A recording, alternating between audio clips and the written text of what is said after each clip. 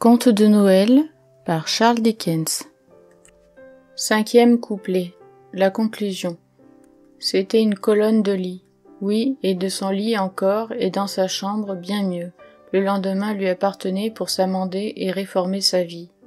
Je veux vivre dans le passé, le présent et l'avenir, répéta Scrooge en sautant à bas du lit. Les leçons des trois esprits demeureront gravées dans ma mémoire. Ô Jacob Marley, que le ciel et la fête de Noël soient bénis de leurs bienfaits. Je le dis à genoux, vieux Jacob, oui, à genoux. Il était si animé, si échauffé par de bonnes résolutions, que sa voix brisée répondait à peine aux sentiments qui l'inspiraient.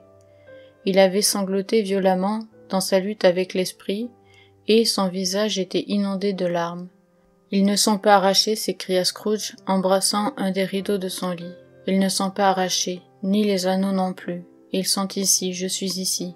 Les images des choses qui auraient pu se réaliser peuvent s'évanouir. Elles s'évanouiront, je le sais. » Cependant, ses mains étaient occupées à brouiller ses vêtements. Il les mettait à l'envers, les retournait sans dessus-dessous, le bas en haut, le haut en bas. Dans son trouble, il les déchirait, les laissait tomber à terre, les rendait enfin complices de toutes sortes d'extravagances. « Je ne sais pas ce que je fais, s'écria-t-il riant et pleurant à la fois, et se posant avec ses bas en copie parfaite du Laocoon antique et de ses serpents. Je suis léger comme une plume, je suis heureux comme un ange, gai comme un écolier, étourdi comme un homme ivre. Un joyeux Noël à tout le monde, une bonne, une heureuse année à tous. Hola, hola. Il avait passé en gambadant de sa chambre dans le salon et se trouvait là maintenant, tout hors d'haleine. Voilà bien la casserole où était l'eau de gruau, s'écria-t-il en s'élançant de nouveau et recommençant ses cabrioles devant la cheminée. Voilà la porte par laquelle est entré le spectre de Marley. Voilà le coin où était assis l'esprit de Noël présent. Voilà la fenêtre où j'ai vu les âmes en peine. Tout est à sa place, tout est vrai, tout est arrivé. Ha ha ha.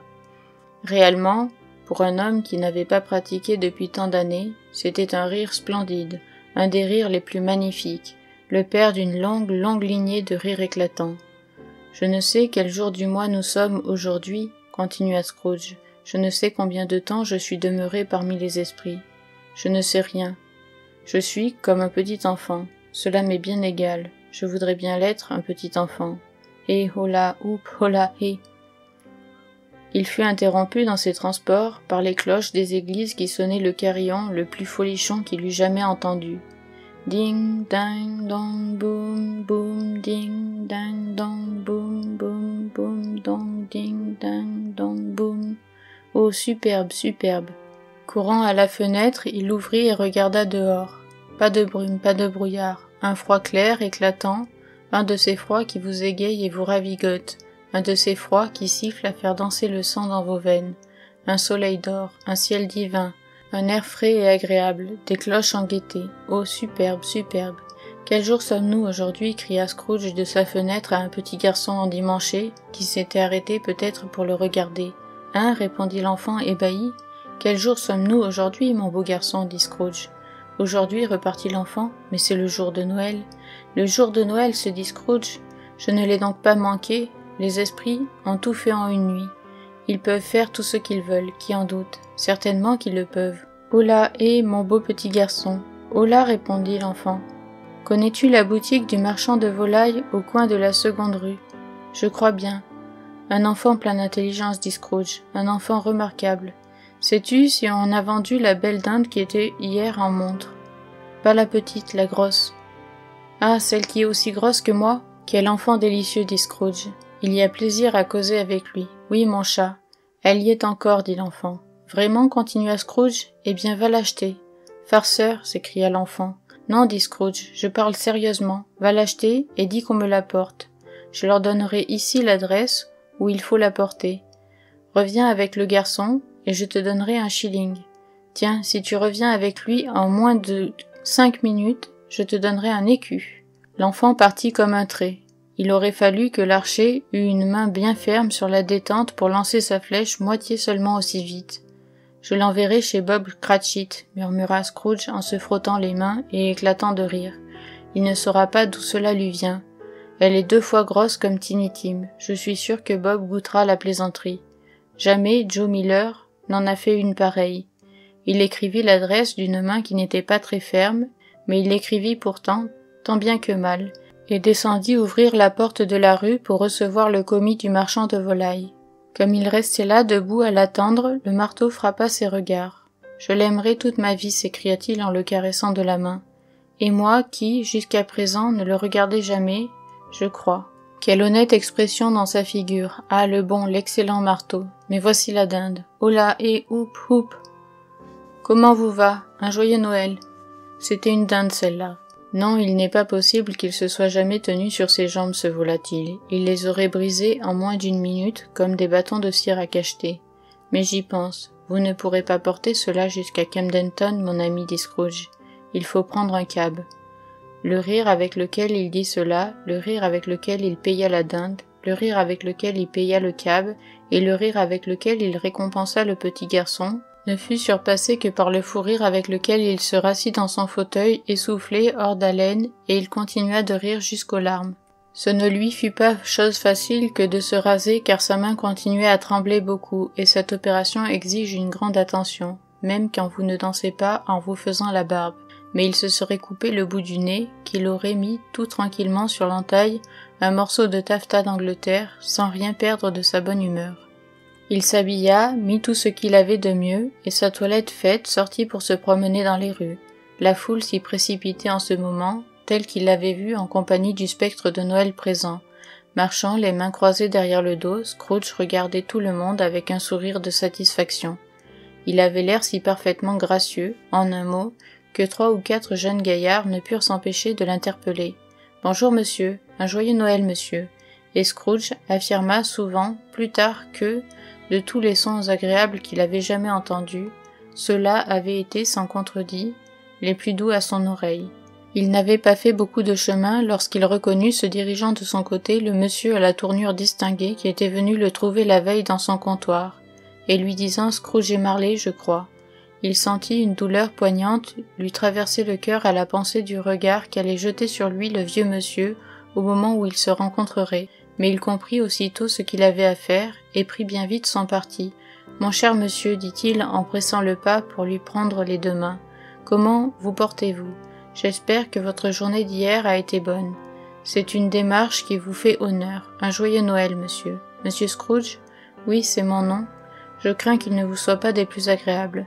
Permettez que je vous fasse mes excuses. Vous voudriez avoir la bonté... » Ici Scrooge lui murmura quelques mots à l'oreille. « Est-il Dieu possible ?» s'écria ce dernier comme suffoqué. « Mon cher monsieur Scrooge, parlez-vous sérieusement ?»« S'il vous plaît, dit Scrooge, pas un liard de moins. Je ne fais que solder l'arriéré, je vous assure. Me ferez-vous cette grâce ?»« Mon cher monsieur, reprit l'autre en lui secouant la main, cordialement. Je ne sais comment louer tant de munifi... Pas un mot, je vous prie, interrompit Scrooge. Venez me voir. Voulez-vous venir me voir? Oui, sans doute, s'écria le vieux monsieur. Évidemment, c'était son intention. On ne pouvait s'y méprendre à son air. Merci, dit Scrooge. Je vous suis infiniment reconnaissant. Je vous remercie 1000 fois. Adieu. Il entra à l'église, il parcourut les rues, il examina les gens qui allaient et venaient en grande hâte, donna aux enfants de petites tapes caressantes sur la tête, interrogea les mendiants sur leurs besoins, laissa tomber des regards curieux dans les cuisines des maisons, les reporta ensuite aux fenêtres. Tout ce qu'il voyait lui faisait plaisir. Il ne s'était jamais imaginé qu'une promenade, que rien au monde pût lui donner autant de bonheur. L'après-midi, il dirigea ses pas du côté de la maison de son neveu. Il passa et repassa une 12aine de fois devant la porte, avant d'avoir le courage de monter le perron et de frapper. Mais enfin, il s'enhardit et laissa retomber le manteau. « Votre maître est-il chez lui, ma chère enfant ?» dit Scrooge à la servante. « Beau brin de fille, ma foi. »« Oui, monsieur. Où est-il, mignonne ? » ?»« Dans la salle à manger, monsieur, avec madame. Je vais vous conduire au salon, s'il vous plaît. »« Merci, il me connaît, reprit Scrooge, la main déjà posée sur le bouton de la porte de la salle à manger. Je vais entrer ici, mon enfant. » Il tourna le bouton tout doucement et passa la tête de côté par la porte entrebâillée. Le jeune couple examinait alors la table, dressée comme pour un gala. Car ces nouveaux mariés sont toujours excessivement pointilleux sur l'élégance du service. Ils aiment à s'assurer que tout est comme il faut. « Fred, dit Scrooge. »« Dieu du ciel !» Comme sa nièce par alliance tressaillit. Scrooge avait oublié, pour le moment, comment il l'avait vue assise dans son coin, avec un tabouret sous ses pieds, sans quoi il ne serait point entré de la sorte, il n'aurait pas osé. « Dieu me pardonne » s'écria Fred. « Qui est donc là ?»« C'est moi, votre oncle Scrooge, je viens dîner. Voulez-vous que j'entre, Fred ?» S'il voulait qu'il entrât, peu s'en fallut qu'il ne lui disloquât le bras pour le faire entrer. Au bout de 5 minutes, Scrooge fut à son aise comme dans sa propre maison. Rien ne pouvait être plus cordial que la réception du neveu. La nièce imita son mari. Topper en fit autant lorsqu'il arriva, et aussi la petite sœur Rondelette quand elle vint, et tous les autres convives à mesure qu'ils entrèrent. Quelle admirable partie, quel admirable petit jeu, quelle admirable unanimité, quel admirable bonheur. Mais le lendemain, Scrooge se rendit de bonne heure au comptoir, de très bonne heure. S'il pouvait seulement y arriver le premier et surprendre Bob Cratchit en flagrant délit de retard. C'était, en ce moment, sa préoccupation la plus chère. Il y réussit, oui, il eut ce plaisir. L'horloge sonna 9 heures, point de Bob. 9h15, point de Bob. Bob se trouva en retard de 18 minutes et demie. Scrooge était assis, la porte toute grande ouverte, afin qu'il pût le voir se glisser dans sa citerne. Avant d'ouvrir la porte, Bob avait ôté son chapeau, puis son cache-nez. En un clin d'œil, il fut installé sur son tabouret et se mit à faire courir sa plume, comme pour essayer de rattraper 9 heures. « Oh là !» grommela Scrooge, imitant le mieux qu'il pouvait son ton d'autrefois. « Qu'est-ce que cela veut dire, de venir si tard ?»« Je suis bien fâché, monsieur, dit Bob, je suis en retard. »« En retard, reprit Scrooge, en effet, il me semble que vous êtes en retard. Venez un peu par ici, s'il vous plaît. »« Ce n'est qu'une fois tous les ans, monsieur, fit Bob timidement, en sortant de sa citerne. Cela ne m'arrivera plus. Je me suis un peu amusé hier, monsieur. »« Fort bien, mais je vous dirai, mon ami, ajouta Scrooge, que je ne puis laisser plus longtemps aller les choses comme ça. Par conséquent, poursuivit-il, en sautant à bas de son tabouret et en portant à Bob une telle botte dans le flanc, qu'il le fit trébucher jusque dans sa citerne. Par conséquent, je vais augmenter vos appointements. Bob trembla et se rapprocha de la règle de son bureau.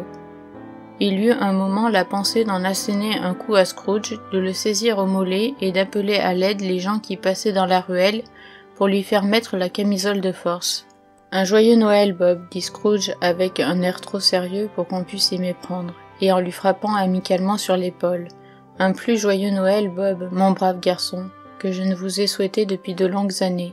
Je vais augmenter vos appointements, et je m'efforcerai de venir en aide à votre laborieuse famille. Ensuite, cet après-midi, nous discuterons nos affaires sur un bol de Noël rempli d'un bischoff fumant, Bob. Allumez les 2 feux. Mais avant de mettre un point sur un i, Bob Cratchit allait vite acheter un seau neuf pour le charbon. Scrooge fit encore plus qu'il n'avait promis. Non seulement il tint sa parole, mais il fit mieux, beaucoup mieux. Quant à Tiny Tim, qui ne mourut pas, Scrooge fut pour lui un second père. Il devint un aussi bon ami, un aussi bon maître, un aussi bon homme que le bourgeois de la bonne vieille cité, ou de toute autre bonne vieille cité, ville ou bourg, dans le bon vieux monde. Quelques personnes rirent de son changement, mais il les laissa rire et ne s'en soucia guère, car il en savait assez pour ne pas ignorer que, sur notre globe, il n'est jamais rien arrivé de bon qui n'ait eu la chance de commencer par faire rire certaines gens, puisqu'il faut que ces gens-là soient aveugles. Il pensait qu'après tout il vaut tout autant que leur maladie se manifeste par les grimaces qui leur rident les yeux à force de rire, au lieu de se produire sous une forme moins attrayante. Il riait lui-même au fond du cœur, c'était toute sa vengeance. Il n'eut plus de commerce avec les esprits, mais il en eut beaucoup plus avec les hommes, cultivant ses amis et sa famille tout le long de l'année pour bien se préparer à fêter Noël, et personne ne s'y entendait mieux que lui. Tout le monde lui rendait cette justice. Puisse-t-on en dire autant de vous, de moi, de nous tous, et alors, comme disait Tiny Tim, que Dieu nous bénisse tous tant que nous sommes.